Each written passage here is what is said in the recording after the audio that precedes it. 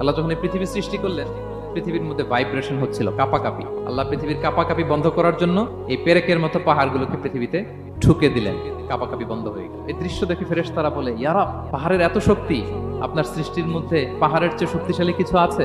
আল্লাহ বললেন আছে। সেটা কি? আল্লাহ বললেন সেটা লোহা। কারণ লোহা দিয়ে পাহাড় কাটা যায়, ঠিক কিনা? লোহার কথা শুনে ফেরেশতারা অবাক। ফেরেশতারা প্রশ্ন করলো, ইয়া রাব, লোহার চেয়ে শক্তিশালী কিছু আছে? আল্লাহ বললেন আছে। কি সেটা? আন্নার, আগুন। কারণ আগুন লোহাকে কি করে? গলিয়ে ফেলে। ফেরেশতারা শুধু অবাকই হচ্ছে। ফেরেশতারা বলে, আগুনের চেয়ে শক্তিশালী কিছু আছে? আল্লাহ বলে আছে, আল মা, পানি। দাউ দাউ করে জ্বলে ওঠা আগুনের মধ্যে পানি দিলে আগুন অস্তিত্ব হারায়।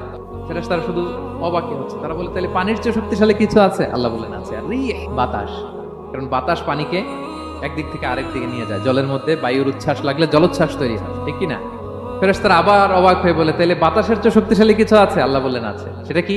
বলতেছে বনি আদম, ওই মানুষ শক্তিশালী যে গোপনে দান করে।